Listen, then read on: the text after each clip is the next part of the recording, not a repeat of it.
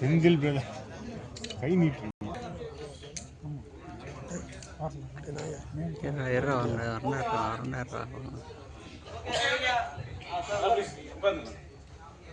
பண்ணேன். பரசுராம் மதராசி, அப்புறம் சரண் சார்கிட்ட வந்து வட்டாரம் படம் ஒர்க் பண்ணேன். அதுக்கப்புறம் வந்து அப்படியே முயற்சிகள் போயிட்டே இருந்துச்சு. இப்போ நம்ம படம் பண்ணியிருக்கோம். ஸோ ஃபஸ்ட்டு எல்லாருமே அதானே ஸ்டாண்டர்ட்னாவே பெரிய ஒரு ஹீரோ வச்சு பண்ணணும், கமர்ஷியல் படம் பண்ணணும்னு சொல்லி தான் நம்ம எல்லாருமே அதுக்கான முயற்சிகள் தான் போயிட்டே இருக்கோம். அது அப்படி இப்படியே தள்ளிப்போடி சரி நம்ம ஒரு சின்ன பட்ஜெட்டில் நமக்கு தெரிஞ்ச ஒரு விஷயத்த நம்ம செய்வோம் அப்படிங்கிறதுக்காகத்தான் சரி நம்ம ஊரில் போய் நம்ம நல்லா நம்ம வாழ்வியலில் படம் பண்ணுவோம் அப்படின்னு சொல்லிட்டு நான் அதுக்கான கதைகள் தேடல் இருக்கிற போது தான் தெரிஞ்சுது நாம் எவ்வளோ தூரம் எவ்வளோ விஷயங்களை வந்து நம்ம மிஸ் பண்ணிக்கிறோம்னு அப்புறம் தான் தெரிஞ்சுது. ஏன்னா நம்ம வாழ்க்கையில் பின்னாடி சாதாரணமாக கடந்து வந்துடுவோம் ஒரு விஷயத்த. ஒரே ஒரு சம்பவம் தான் எனக்கு ரொம்ப மனசை உலுக்கி எழுதுச்சு. அது ஒரு சின்ன சம்பவம் தான். எப்படின்னா ரொம்ப வெள்ளந்தியான மனிதர். எப்படி அந்த காட்டுக்குள்ளே போய் வேலை செய்வார், தோட்டத்துக்குள்ள வேலை செய்வார், மற்ற எந்த வெளி உலக அறிவு கூட அவர் கிடையாது. போவார், காலையிலேருந்து சாயந்தரம் வரைக்கும் அந்த காட்டுக்குள்ளே வேலை செய்வார், வந்துடுவார். மானாவாரி நிலம் தான், மானாவாரி இல்லைனாலும் அந்த கல்லுகளை பொறுக்கி போட்டுட்டு அப்படியே அவர் அந்த நிலத்தை தவிர வேறு எதுவுமே தெரியாது. அப்படி தான் அவர் வெள்ளந்தியாக வாழ்ந்தார். ஒரு இடத்துல அந்த அவங்களுடைய பசங்க 2 பசங்க வந்து பெருசாகி அவங்க ஒரு இடத்துல சரியாக வேலைக்கு போகாமல் ஒரு இடத்துல அந்த நிலத்தை வித்துடுறாங்க. இது கூட அவருக்கு தெரியாது. ஏன்னா அவர் கூட்டிகிட்டு போய் ரிஜிஸ்டர் ஆஃபீஸில் கூட்டிகிட்டு போய் விட்ருவாங்க. கூட்டிட்டு வந்து இந்த மாதிரி கடனாகி போச்சுப்பா நீ கையெழுத்து போடு அப்படின்னு சொல்லிட்டாங்க. அப்போ கூட அவர் அப்படியா அப்படின்னு சொல்லிட்டு கையெழுத்து போட்டு வந்துடுறாரு. வீட்டுக்கு வந்துட்டு அது எப்பவும் போல் மறுபடியும் வந்து அந்த விட்டுறாங்க. ஆனால் தொடர்ந்து அதை வந்து அந்த நிலத்துலேயே அவர் வேலை செஞ்சுட்டே இருக்கார். ஒரு இடத்துல அந்த நிலத்தை விட்டு அவர் வரல. கிட்டத்தட்ட எனக்கு தெரிஞ்ச ஒரு 10 வருஷம் அந்த நிலத்துலேயே இருந்தார். கிட்டத்தட்ட ஒரு அந்த கிராமத்துலேருந்து ஒரு 4-5 கிலோமீட்டர் இருக்கும். நம்மளாம் இன்றைக்கி 1 கிலோமீட்டர் போனாவே அவ்வளோ பயமாக இருக்கும். அந்த 10 வருஷம் அந்த ஒரு பெரிய கள்ளிச்செடி இருக்கும், அதுக்குள்ளேயே படுத்துக்குவார். அதுக்குள்ளேயே அந்த நிலத்துக்குள்ளேயே தான் இருப்பார். நான் இரவானா நிலத்தை பற்றி பேசுவார். இவ்வளோ விளைஞ்சது அவ்வளோ விளைஞ்சது, நீங்கள் அவ்வளோ எடுத்துகிட்டு போங்க இவ்வளோ எடுத்துகிட்டு. நைட்டு 12-1 மணி வரைக்கும் கத்திக்கிட்டே இருப்பார். வீட்டுக்கே வரல. சாப்பாடு கொண்டு போய் வைப்பாங்க, ஒரு சாதம் சாப்பிடுவார், இல்லை சாப்பிடாம இந்த மாதிரி அவர் கடத்தில் மனோக்கத்திலாகி அந்த நிலத்துலேயே இருக்கார். ஒரு நாள் வந்து பார்த்திங்கன்னா அந்த சத்தம் வரல. எல்லோரும் போய் பார்க்குற போது நிலத்தை செத்து கிடந்தார். ஸோ அந்த மனிதரோட கதை தான் நம்ம சொல்லணும்னு சொல்லி நம்ம என்னதான் வந்து கற்பனையாக சில விஷயங்களை செஞ்சாலும் நம்ம வந்து மகிழ்விக்குமா வழியா. ஆனால் உண்மையை தான் வந்து நம்ம வந்து இன்னும் நல்லா உலுக்கி எடுக்கும். அந்த சமம் எப்பவுமே எனக்கு வந்து ரொம்ப உலுக்கி எடுக்கும். ஸோ அந்த மனிதனுடைய கதை தான் நான் வந்து செய்யணும், பதிவு பண்ணணும் அப்படின்னு சொல்லிட்டு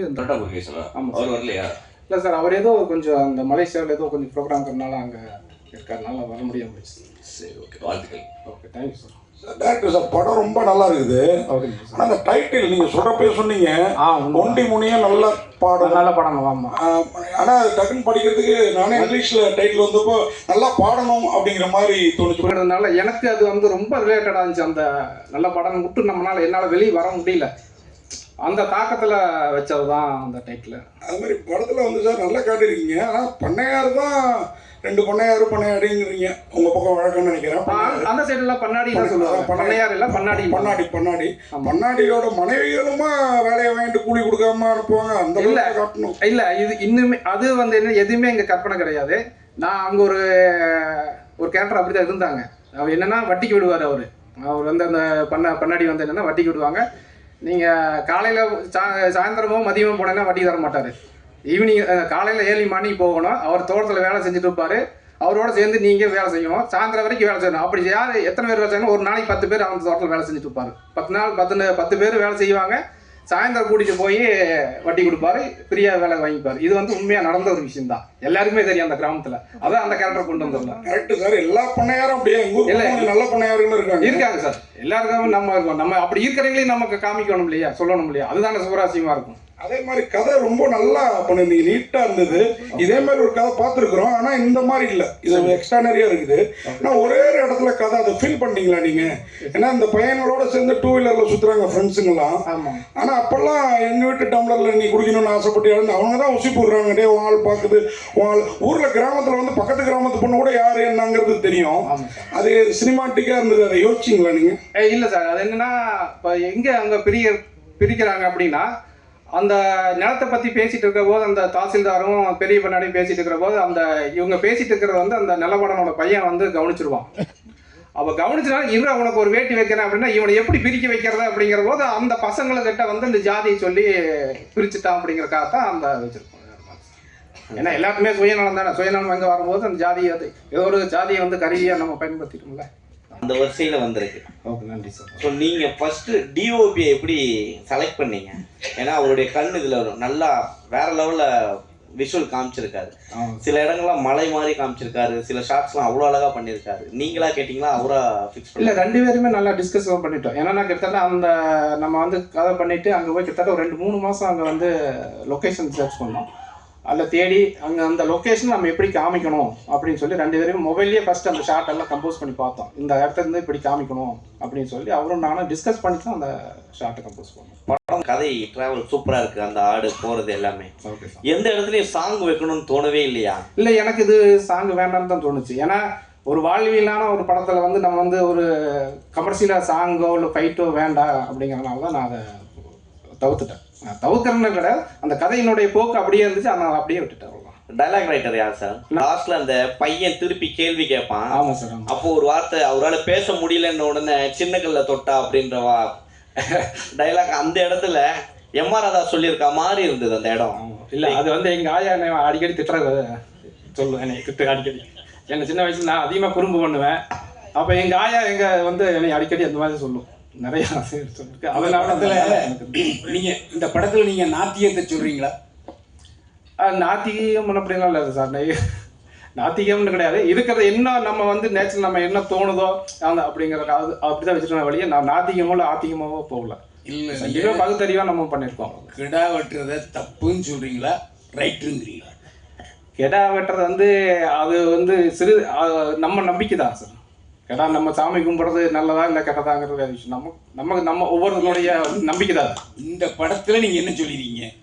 கிடா வெட்டுறது தப்புன்னு சொல்லுவீங்க? இல்லை, கெடா வெட்டுறது நான் இல்லை. அது என்ன விஷயம் நான் சொல்ல வந்திருக்கேன்னா, கடைசியில் வந்து இயற்கை தான் எல்லாத்துக்கும் முன்ன நிற்கும். கடைசியில் கெடா வெட்டப்பட வேண்டியது கெடா கிடையாது, கெட்ட மனிதர்கள் தான். அதுதான் பட்ட படமா? ஏன்னா இதனால தான் வந்து அரசாங்கமே தடை பண்ணாங்க இந்த கடா வெட்டுற விஷயம். கோயிலில் வந்து ஒரு விஷயம் நடக்கும்போது பிடிச்சிட்டு சண்டை போட்டு அவங்களும் வெட்டிக்கிறாங்கன்ட்டு. ஸோ வந்து அது மாதிரி வந்து ட்ராவல் ஆகுன்னு நினச்சிங்களா? இல்லை சார், இப்போ நீங்கள் இருந்த எல்லாமே வந்து அந்த சம்பவங்கள் எல்லாமே வந்து நான் பார்த்த எனக்கு நடந்த விஷயங்கள் தான். இந்த குலை வெட்டுற விஷயங்களோட பார்த்தீங்கன்னா எங்கள் தாத்தாவுக்கு நடந்தது தான். எங்கள் தாத்தா வந்து அப்போ வந்து படிப்பறிவு இல்லாதனால கொஞ்சம் படிப்பறிவு அந்த சமயத்தில் இருக்கிறபோது என்னென்னா எங்கள் தாத்தாக்கிட்ட சொல்லி அந்த நேரத்தில் வந்து ஒரு குளம் வெட்டிட்டாங்க. அப்புறம் ஒரு கட்டத்தில் தெரிஞ்சது இல்லை, அது அவங்க நடக்கல வந்தது, உங்கள் தாத்தாவுக்கு வந்து படிப்பறிவு இல்லைங்கிற போது இந்த நேரத்தை அந்த விஓவும் தாசில்தாரையும் கைக்குள்ள போட்டு அவங்க மாதிரி செஞ்சுட்டாங்க அப்படிங்கிறது அப்புறம் ரொம்ப நாள் கழிச்சு தான் எங்களுக்கு தெரியும்.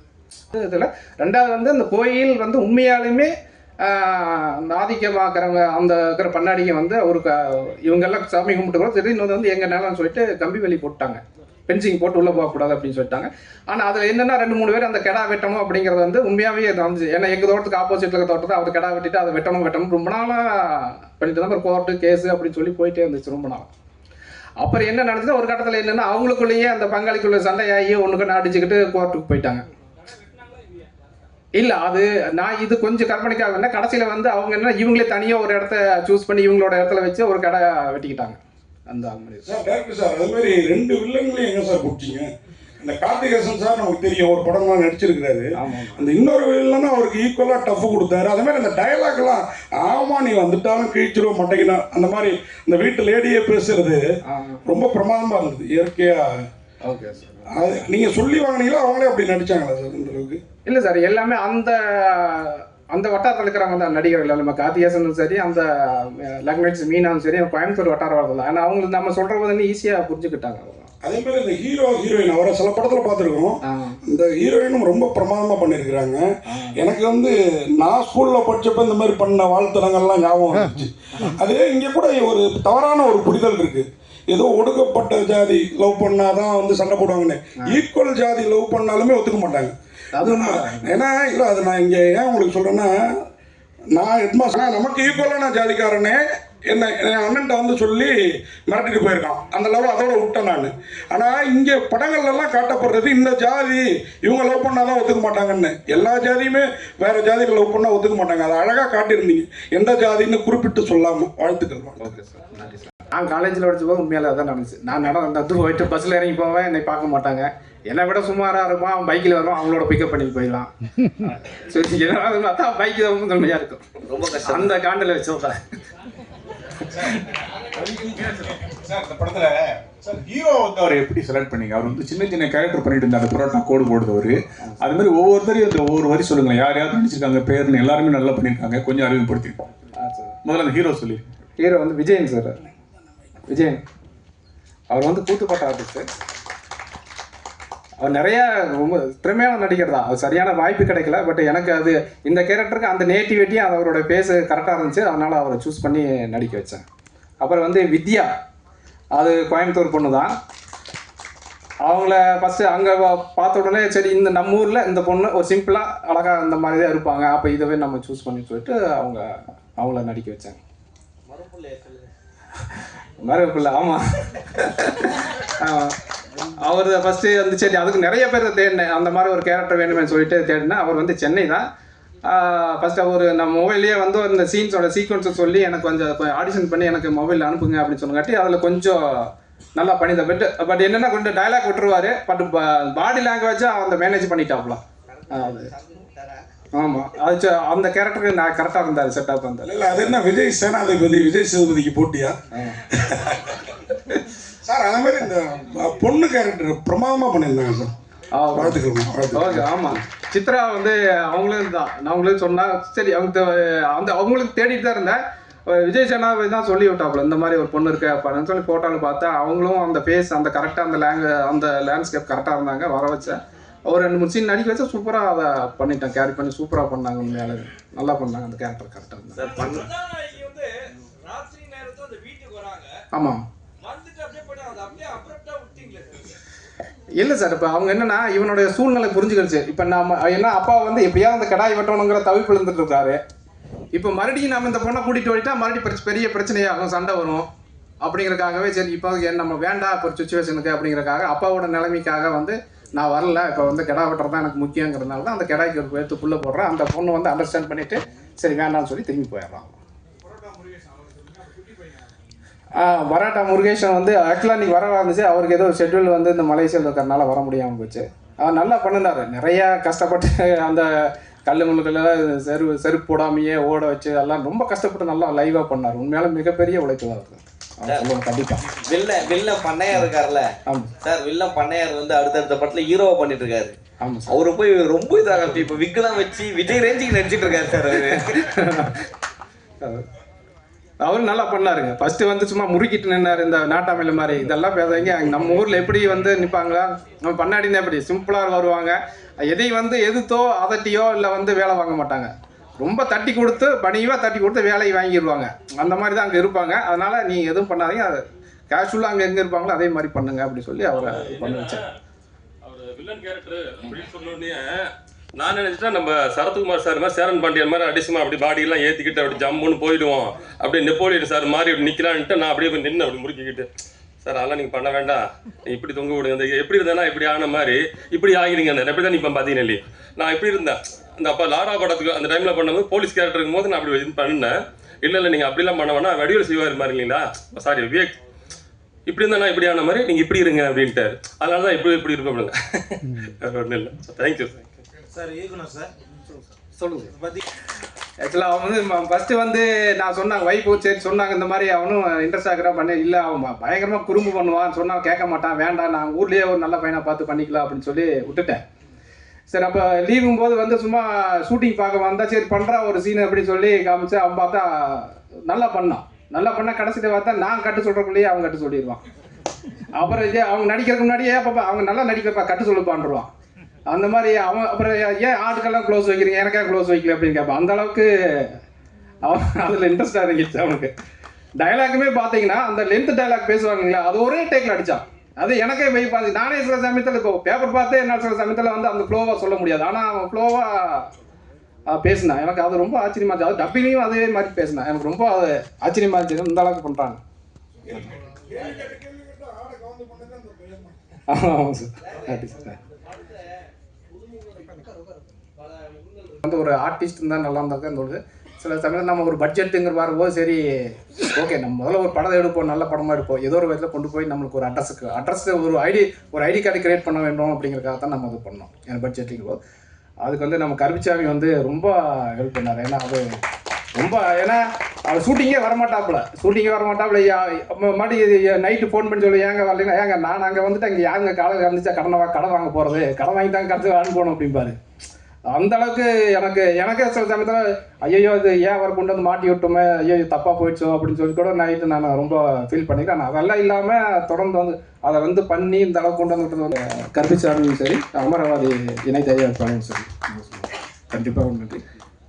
அப்புறம் வந்து டிஓபி சார் வந்து ரொம்ப கூட இருந்து அவ்வளோ கோஆப்ரேட்டாக பண்ணி நம்ம என்னென்ன டிஸ்கஸ் பண்ணி என்னென்ன பண்ணுவோம். ஏன்னா ரெகுலராக அந்த ஃபார்மேட் இல்லாமல் கொஞ்சம் லேண்ட்ஸ்கேப் வந்து கொஞ்சம் நல்லா வேர்ல்டு லெவலில் அதை பண்ணணும் அப்படிங்கிறதுக்காக 2 பேருக்கு டிஸ்கஸ் பண்ணி பண்ணியிருக்கோம். ஓரளவுக்கு அதை கொண்டு வந்திருக்கோம். அதுக்கு அவருடைய தான் பங்களிப்பாக பெருசாக இருந்துச்சு.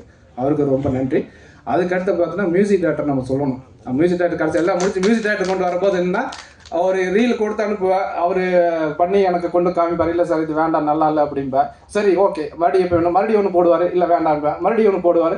கிட்டத்தட்ட ஒரு எனக்கு தெரிஞ்ச ஒரு 15-20 டைம் மாற்றி மியூசிக் பண்ணிட்டாரு. ஆனால் அசராமல் உங்களுக்கு என்ன வேணுமோ சொல்லுங்கள் அது பண்ணுவோம் அப்படின்னு சொல்லி பண்ணி கொடுத்தாரு. அது மிகப்பெரிய அவருக்கு தேங்க்ஸ் சொல்லணும் கண்டிப்பாக. அந்த எந்த டைம்லையுமே அவங்க முகம் காமிக்கல. சரிங்க சார் ஓகே பண்ணிக்கலாமே, ஓகே உங்களுக்கு எப்படி வேணும் அப்படின்னு சொல்லி அப்படின்னு போடணும். இப்போ நைட்டு காலையில் வந்து இல்லை வேண்டாம் சார் அந்த ஷார்ட்டு வேண்டாம், அது வேறு ஷார்ட்டு வைப்போம், இல்லை இது வேண்டாம் அப்படின்னு சொல்லி கிட்டத்தட்ட மாற்றி பண்ணிகிட்டே இருப்போம். அவர் என்னங்க அவர் சொல்லுவார் கூட நடிச்சவங்கள்ட்ட என்னங்க வராரு வந்து மாற்றிட்டே இருக்கிறாரு. கிட்டத்தட்ட ஒரு 6-7 மாதம் வந்து நம்ம அதை ஃபில்டர் பண்ணி கொண்டு வரும்போது அவரும் கூட இருந்து அவ்வளோ தூரம் ஹெல்ப் பண்ணார். உண்மையாலுமே அவருடைய பங்களிப்பும் மிகப்பெரிய இந்த படத்துக்கு வந்து சப்போர்ட் தான். டேரக்டர் சார் நீங்கள் வருத்தப்பட்டீங்க, இந்த ரொம்ப நன்றிங்க. அதாவது சினிமாவை பற்றிய அறிவு உங்களுக்கு எந்த அளவுக்கு இருக்குது? நான் வந்து பார்த்தீங்கன்னா பரம்பரையாகவே எங்கள் சித்தப்பா வந்து நாடக டைரக்டரு. சொல்லப்போனால் அவர் லியாகத்துலியான் சார் கூட அங்கே ஒரு 3 இயர்ஸ் நம்ம சித்தப்பா வீட்டில் இருந்தார். நான் வந்து ஏழஜாதி படத்துக்கே வந்து அசிஸ்டன்ட் டைரக்டர் ஜாயின் பண்ணுறதுக்காக வந்து மிஸ் ஆகிடுது. ஜாயின் பண்ண முடியல, அவங்க பெங்களூர் ஷூட்டிங்கு போயிட்டாங்க. பார்த்திங்கன்னா அந்தளவுக்கு வந்து எனக்கு நாடகமெல்லாம் வந்து சித்தப்பா நடத்திட்டு இருந்தார். அதுக்கு பெரிய ஒரு கதை அது அந்தளவுக்கு இருந்துங்க. இப்போ எப்படின்னா நானும் ஒரு டைரக்டர் 2 பேருமே ரூம்மேட்டு சென்னையில் கிட்டத்தட்ட 2000க்கு முன்னாடி ஒரு 4-5 வருஷம் இருந்தால். அப்புறம் மேரேஜ் பண்ணுறதுக்கு லேட் ஆச்சுன்னு சொல்லிவிட்டு நான் வீட்டுக்கு போயிட்டேன். போனதுக்கப்புறம் அங்கே மேரேஜ் பண்ணிவிட்டு இங்கே வர முடியல. திரும்ப உரக்கடை வச்சு தொழில் பண்ணிகிட்ருக்கேன். அந்த பிஸ்னஸ் கொஞ்சம் அப்புறம் ஒரு படம் பண்ணலான்னு சொல்லிட்டு ப்ரொடியூசர் தேடிட்டு இருக்கும்போது நம்ம அணுகுனார். பார்த்தா கிடைக்கல, சரி நம்மளே பண்ணிடலான்ட்டு பண்ணோம். அவர் அமராவதின்னு சொல்லிட்டு அவர் விவசாயி. அவர் நம்ம கடைக்கு வருவார். ஒரு 10 வருஷமாகவே வந்தாருன்னா எப்போ சென்னை போலன்னு ஒரே வார்த்தை கேட்பார், போயிடுவார். இது வந்து எதாச்சியாக அமைஞ்சதுனால சரி நான் என்ன சப்போர்ட் பண்ண முடியுமோ பண்ணலான்னு அவர் பண்ணார். இன்னைக்கு வந்து இந்த படத்தை இந்த அளவுக்கு கொண்டு வந்து நிறுத்தியிருக்கிறோம்னா அது வந்து இவர் டைரக்டரோட நம்பிக்கை, அவர் பண்ணுவாருங்கிற நம்பிக்கை எனக்கு நல்லா தெரியும். ஏன்னா அவர் கூட ரொம்ப வருஷமாக பழகியிருக்கிறேன். எக்ஸ்ட்ரா திறமை இருக்குது அவருக்கு. ஆனால் இந்த அளவுக்கு ஸ்க்ரீன் ப்ளே பண்ணியிருப்பாரா, இந்த அளவுக்கு டைலாக் பண்ணியிருக்க முடியுமா அப்படிங்கிறது வந்து எனக்கே ஆச்சரியமாக தான் இருக்குது. ரொம்ப சூப்பராக பண்ணியிருக்கிறாரு. அதுக்கு ரொம்ப நன்றியை தெரிவிச்சுக்கிறேன். உங்களுக்கும் மீடியா நண்பர்களுக்கும் பத்திரிகை நண்பர்களுக்கும் ரொம்ப நன்றியை தெரிவிச்சுக்கிறேன். இதனுடைய எதிர்காலம் உங்கள் கையில் தான் இருக்குது. நீங்கள் உங்கள் சப்போர்ட் ரொம்ப தேவை. நன்றி. பட்ட முதலீடை எப்படியாவது மீட்டரலாங்கிற நம்பிக்கை உங்களுக்கு எப்போ வந்துச்சு?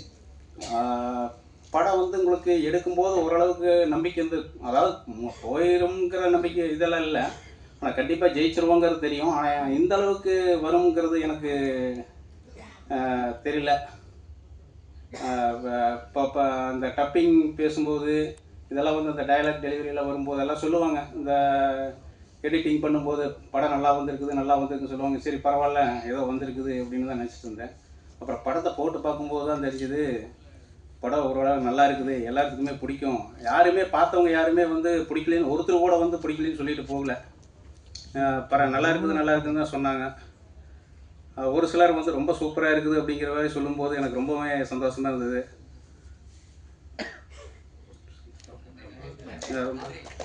தேங்க்ஸ். சாரி சார், ஒருத்தரை மிஸ் பண்ணிட்டேன். விகடன் வந்து நம்ம விஜய் டிவியில் வந்து அடுத்த வடிவேலுங்கிற ஒரு ப்ரோக்ராமில் அவர் தான் வந்து ப்ரைஸ் வாங்கினார். அது ரொம்ப நல்லா பண்ணாப்புல, ரொம்ப திறமையான நடிகர். ஒரு நாளைக்கு கண்டிப்பாக வந்து பெருசாக வருவார். ரொம்ப நன்றிக்கு. Okay, thank you so much.